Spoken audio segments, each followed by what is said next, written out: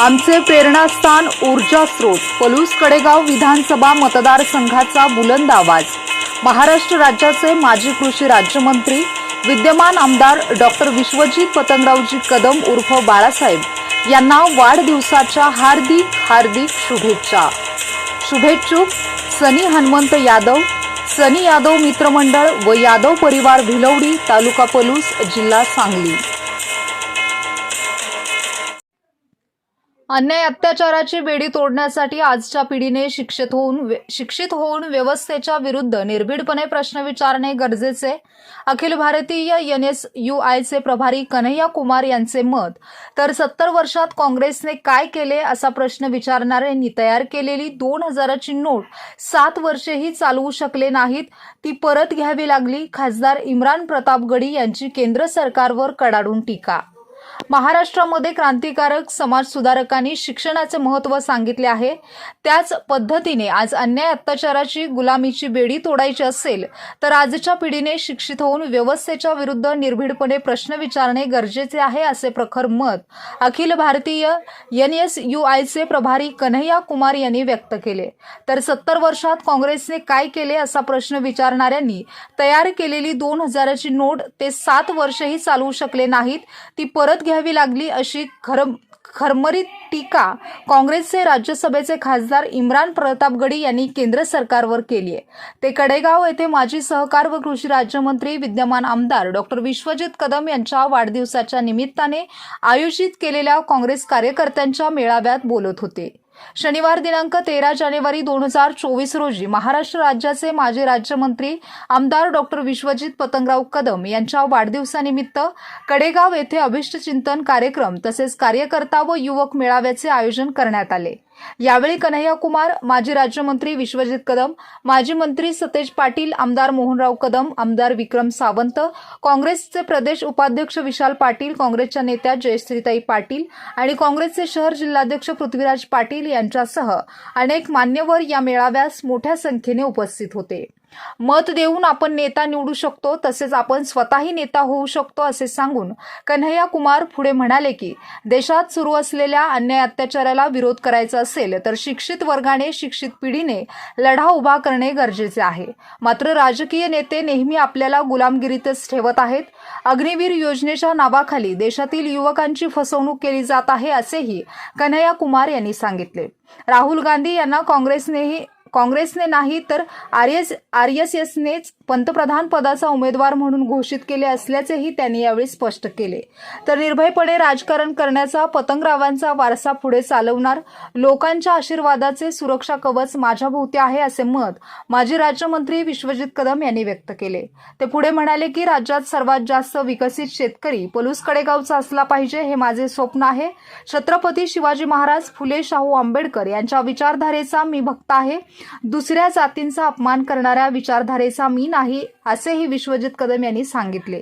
या अभिष्टचिंतन तसेच कार्यकर्ता व युवक मेळाव्यास पलूस कडेगाव तालुक्यासह जिल्ह्याच्या विविध भागातून विश्वजित कदम प्रेमी व काँग्रेस कार्यकर्ते मोठ्या संख्येने कडेगाव येथे उपस्थित झाले होते। आप जब मुद्दों पे सवाल पूछेंगे तो फिर वो आपको धर्म के नाम पर उलझाने का प्रयास करेंगे। मैं आपसे अनुरोध कर रहा हूं, ये देश बहुत महान देश है, ये महाराष्ट्र की धरती बहुत महान धरती है। इस धरती से उठी हुई आवाजें पूरी दुनिया में सफर तय करती हैं। बस अंतिम बात आपसे इतना कहता हूं कि हम सारे लोग जो युवा यहाँ पर बैठे हैं, हम राहुल गांधी के सिपाही बनकर के ये सोच के चल रहे हैं कि हाँ, एक मुश्किल वक्त है, लड़ाई मुश्किल है, क्योंकि सारा तंत्र काम कर रहा है।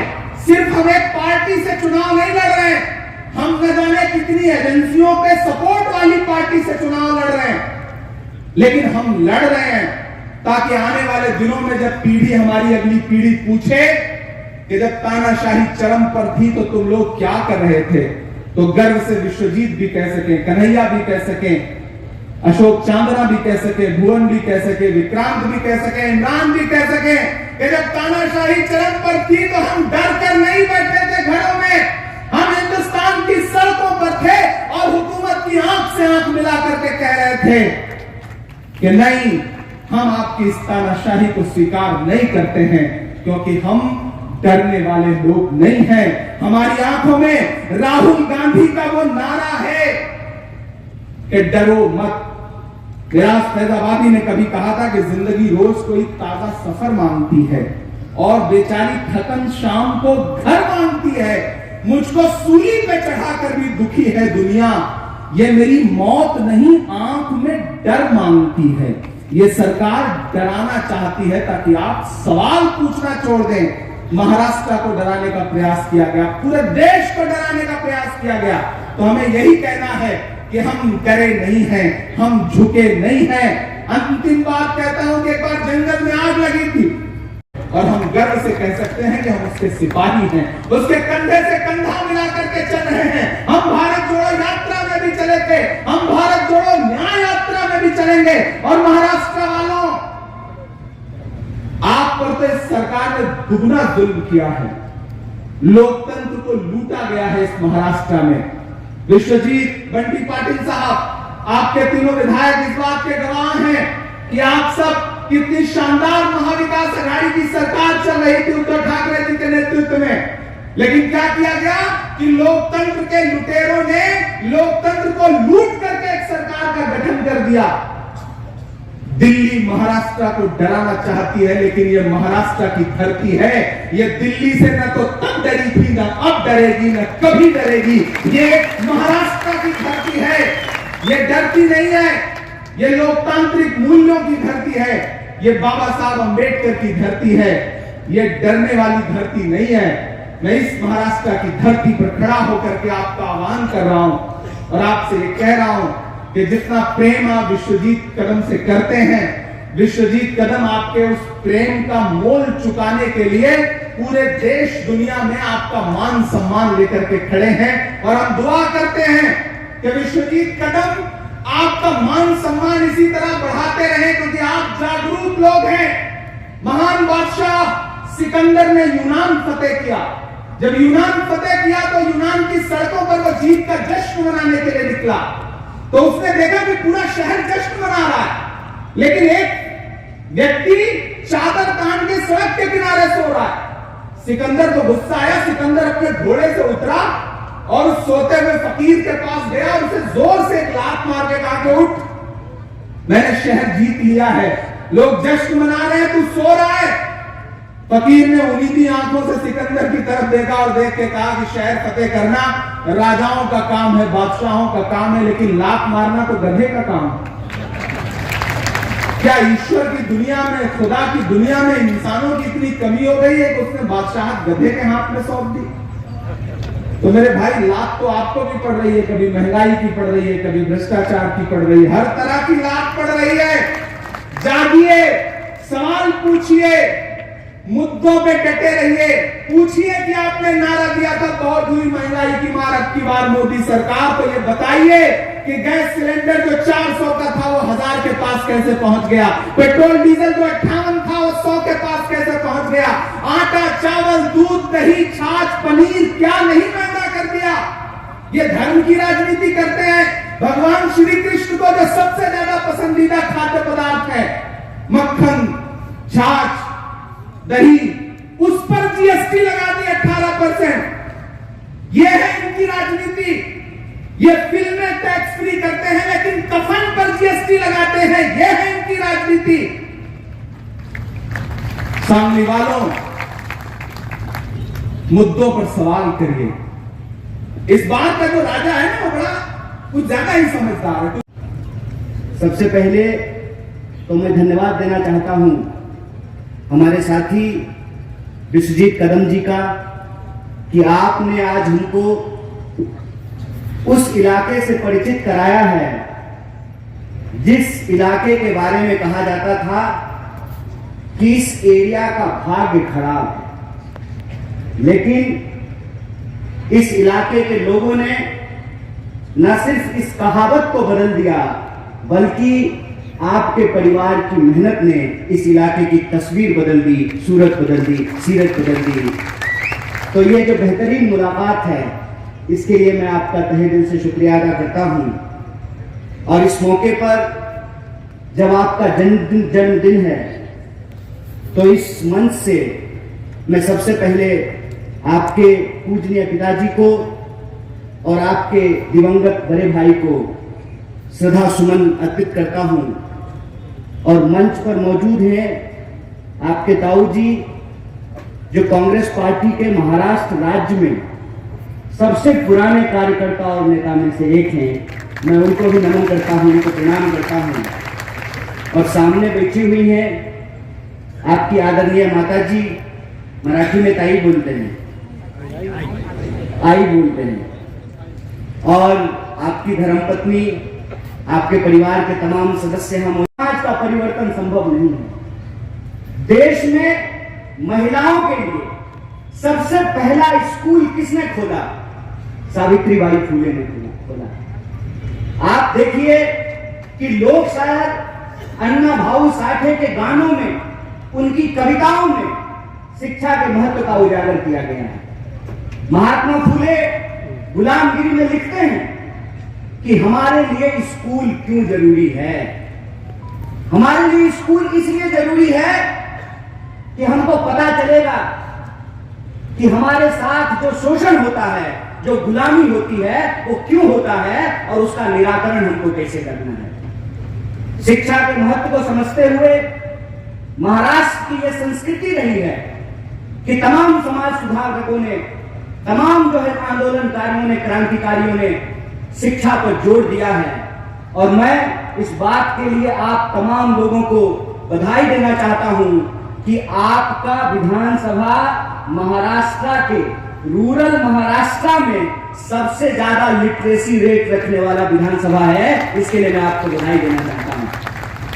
और शिक्षा के इस महत्व को कि विद्यार्थियों को कहा जाता है पढ़ने लिखने से मतलब रखो, राजनीति मत करो। क्यों ये कहा जाता है?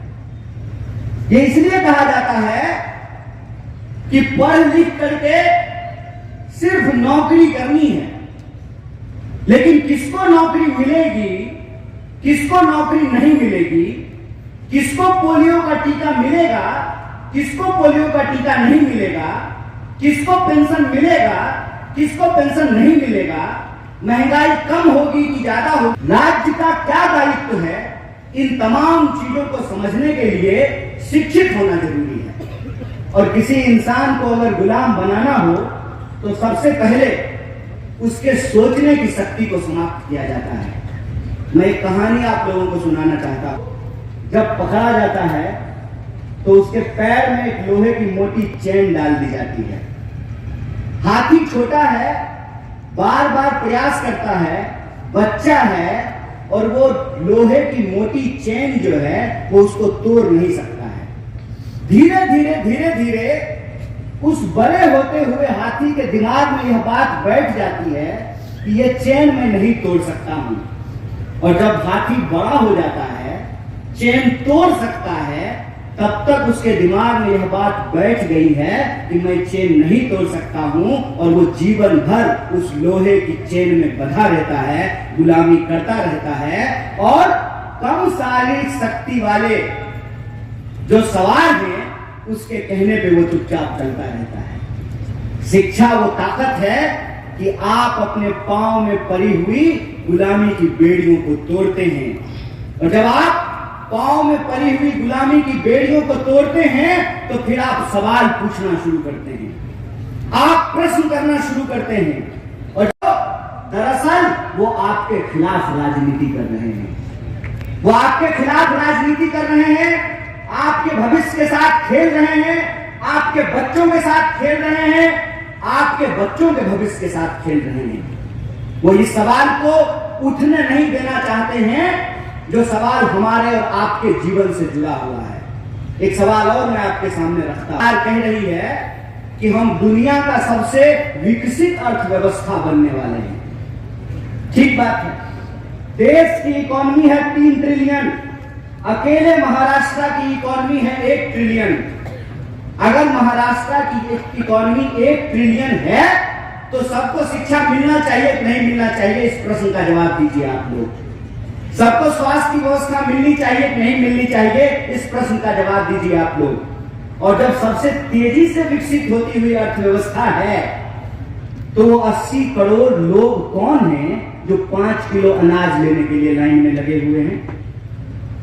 इस प्रश्न को आप सोचिए कि जो कहते थे कि बिल्ली के रास्ता काटने से अशुभ होता था, जो कहते थे कि पृथ्वी गोल नहीं चपटी है, वही लोग आज गद्दी पर बैठ करके कह रहे हैं कि बधाई दीजिए हम चंद्रयान छोड़ दिए हैं, चंद्रमा पर पहुंच गए हैं। ज्ञान के महत्व को हमको समझना पड़ेगा, और ज्ञान जब हमने प्राप्त किया है तो हमको देश की व्यवस्था को समझनी पड़ेगी, और देश की व्यवस्था में आम लोगों के साथ जो अत्याचार हो रहा है, जो गरीब लोगों के साथ अत्याचार हो रहा है, उस अत्याचार के खिलाफ हमको सवाल पूछना पड़ेगा।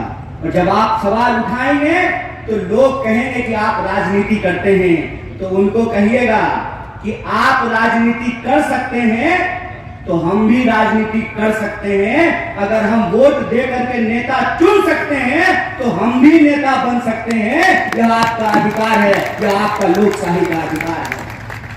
आज से अत्याचार हो रहा है। एक साल में 12,000 से ज्यादा किसानों ने आत्महत्या की है। कोई ऐसा दिन नहीं बीतता है कि इस देश में किसी न किसी कोने में कोई ना कोई जवान आत्महत्या न करता हो। मैं सरकारी आंकड़ा आपको देता हूं, 1 घंटे से कम समय में इस देश के नौजवान को आत्महत्या करनी पड़ रही है। अगर ये पूरा कार्यक्रम सुबह से लेकर के शाम तक चला है, 4 घंटे ये कार्यक्रम चला है, तो इस देश के किसी न किसी कोने में 4 नौजवानों ने आत्महत्या कर ली होगी। आप सोच करके बताइए कि आमदार बनेंगे 5 साल के लिए, खासदार बनेंगे 5 साल के लिए, प्रधानमंत्री बनेंगे 5 साल के लिए, और गरीब और किसान का बच्चा बनेगा, आर्मी में नौकरी करेगा 4 साल के लिए। अग्निवीर के नाम पर इस देश के नौजवानों के साथ धोखा किया गया है। इसीलिए आप तमाम माताओं बहनों से, खास करके पीछे जो माताएं बहनें बैठी हुई हैं, उनको मैं कहना चाहता हूं, आपकी तरह ही मेरी मां भी आंगनवाड़ी में काम करती है, इस देश की पीढ़ी को पढ़ाती है। हमने आपका नमक खाया है, उस नमक की कसम खा करके कहते हैं कि अगर इस देश में अत्याचार होता रहेगा, इस देश में अन्याय होता रहेगा, तो हम विश्वजीत कदम जैसे साथियों के साथ कंधे से कंधे मिला करके अन्याय के खिलाफ संघर्ष करते रहेंगे और अन्याय के खिलाफ अपनी आवाज को बुलंद करते रहेंगे। और आखिरी अपील के साथ मैं अपनी बात को खत्म करूंगा।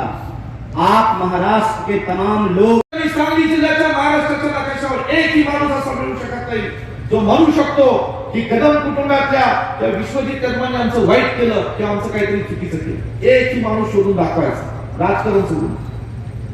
कुणाचं वाईट केलं नाही, कुणाचं या ठिकाणी आज चुकीचं कृत्य केलं नाही। आज जे काय केलं ते आज एका संस्काराच्या माध्यमातून, साहेबांनी दिलेल्या संस्काराच्या माध्यमातून ते कृतीमध्ये आणण्याकरता या ठिकाणी दिवस रात्र काम केलं। आणि म्हणून मला आपल्याला सांगायचंय, कसली चिंता करू नका। साहेबांची पुण्यात फार मोठी आहे, त्यांच्या हिंमत आणि कुवत उभी केलेली असेल तर ती पलूस कडेगावची माती असली पाहिजे, हे माझं या पलूस कडेगावच्या बाबतीत स्वप्न आहे। दिवस काही कार्यकर्ते पलूस कडेगावचे मला भेटत होते, मी म्हणलं मी नेहमीप्रमाणे साहेबांच्या स्मारकावर उभा राहील, ज्यांना ज्यांना वाटतं येऊन शुभेच्छा द्यायच्या, आशीर्वाद द्यायच्या, थोडे शुभेच्छा आशीर्वाद स्वीकारेल आणि आपला दिवस नेहमीप्रमाणे या ठिकाणी ओलांडला जाईल। पुढे काय म्हणजे आज या ठिकाणी आम्हाला तुम्ही जे काही काम करताय ती सगळी मंडळी एकत्र करायचं म्हणून अनेक माझ्या महाराष्ट्रातल्या युथ काँग्रेसच्या सहकार्याने सुद्धा पुढाकार केला आणि हे काम केलं। मी कडेगाव, पलूस, सांगली जिल्ह्याच्या सर्व कार्यकर्त्यांचे मनापासून धन्यवाद मानतो। मैं कोशिश कर सकता हूं, अपना करूंगा। दिनेश गुंडूराव जी आज खास करके एक ही फोन कॉल किया था, मैंने एक ही बस बात देने के लिए, शुभेच्छा देने के लिए जरूर आऊंगा। कहना ये भाई मैं जानता हूं कि कल आपको इम्फाल जाना है। आप कहना आता राहुल जी गांधींनी जी भारत जोडो यात्रा काढली 3,500 किलोमीटरची, कन्याकुमारी पासून ते जम्मू पर्यंत, आता त्याचा दुसरा सत्र सुरू होता आणि आसाम मधून ते मुंबई पर्यंत येणारे भारत जोडो न्याय यात्रा। हा न्याय यात्रा कशासाठी आणि कुणासाठी? देशाच्या तरुण पिढीचा बेरोजगारीचा प्रश्न सोडवण्याकरता न्याय। ज्या आमच्या माता भगिनींचं जिथे आज सत्ताधारी माजलेले जे काही मंडळी आहेत, सत्ताधारी पक्षाचे, ज्यांच्याकडून आज या ठिकाणी माता भगिनींचा इतर राज्यांमध्ये अपमान होतो, अन्याय होतो, आज त्या आमच्या माता भगिनींना न्याय देण्याकरता की न्याय अनेक ठिकाणी ते पायी चालत आहेत, पुन्हा या ठिकाणी लोकांशी संवाद साधणार आहेत आणि त्याच्याकरता ती जाणार आहेत। आज त्या न्याय यात्रेची सुरुवात न करत आपण सांगली जिल्ह्याचा आज तिचं बिगुल वाजवणार। आणि म्हणून आपल्याला सांगायचं अशा आमच्या नेत्याला राहुल गांधीला आपल्याला आजच्या सभेत सुद्धा शुभेच्छा द्यायच्या आहेत, त्यांना सुद्धा आशीर्वाद द्यायचा आहे. आपण सगळेजण या ठिकाणी आज खूप मोठ्या संख्येने त्या मैं एक ही कहना चाहूंगा, आजकल के दौर में देश में कुछ अलग माहौल चल रहा है. कई लोग कह रहे कि हम इनके भक्त हैं. मैं किसी का भक्त हूं, मैं बताना चाहता हूं मैं किस व्यक्ति का भक्त हूं. मैं भक्त हूं छत्रपति शिवाजी महाराज का. मैं भक्त हूं तो अहिल्याबाई देवी होलकर का मैं भक्त हूं. मैं भक्त हूं तो लोकमान्य टिळक जी का भक्त हूं. मैं भक्त हूं तो परम पूज्य बाबा साहेब डॉक्टर अंबेडकर जी का भक्त हूं. मैं भक्त हूं तो महात्मा ज्योतिराव फुले का विचारधारे का मैं भक्त हूं. अरे साहेबांनी ह्याच महाराष्ट्राच्या मातीतून गरिबीतून जन्माला आलेल्या त्या सर्व लोकांचा विचाराचं कृती अंमलात आणली. छत्रपती शिवाजी महाराज असतील, छत्रपती शाहू महाराज असतील, छत्रपती या ठिकाणी आज संभाजी महाराज असतील, या ठिकाणी आज महात्मा ज्योतिराव फुले, परमपूज्य डॉक्टर बाबासाहेब आंबेडकर, ज्यांनी त्या देशातल्या सर्व नागरिकांना समान हक्क, समान न्याय, सर्व जाती धर्मातील लोकांना समान त्यांनी या ठिकाणी पाहण्याचं आज भूमिका पार पाडली. जे साहेबांनी त्यांच्या कृतीमध्ये केलं, आज त्या विचारधारेचा मी भक्त आहे हे मला सांगताना मनापासून या ठिकाणी अभिमान. प्रत्येकाला आपल्या धर्माच्या जातीचा अभिमान आहे, पण आपल्या धर्मात आणि जातीत दुसऱ्याचा अपमान करण्याचा कधी आपल्याला शिकवलं नाही, ह्याचा सुद्धा भान आपण ठेवला पाहिजे. आणि म्हणून या ठिकाणी आज काम करत असताना आज मला अभिमान आहे की जेव्हा आम्ही ऍडमिशन देतो, जेव्हा फी सवलत देतो, जेव्हा भारतीय हॉस्पिटलमध्ये कुठला आरोग्याच्या उपचारासाठी कुठला पेशंट ऍडमिट होतो, आम्ही त्याला विचारत नाही कुठल्या जातीचा धर्माचा. आणि यापुढे सुद्धा आमच्या कुठल्याही संस्थेमध्ये, आपल्या कुठल्याही संस्थेमध्ये हे कधी प्रश्न विचारला जाणार नाही. येईल तो माणूस, तो जर गरीब असेल तर त्याला सगळा न्याय दिला जाईल, गरीबाची फी सवलत केली जाईल, त्याला लागेल त्या हॉस्पिटलमध्ये उपचार केला जाईल. ह्या भूमिकेतून आदरणीय पत्रकार चिकन साहेबांनी संस्कार आणि शिकवण आम्हाला दिली.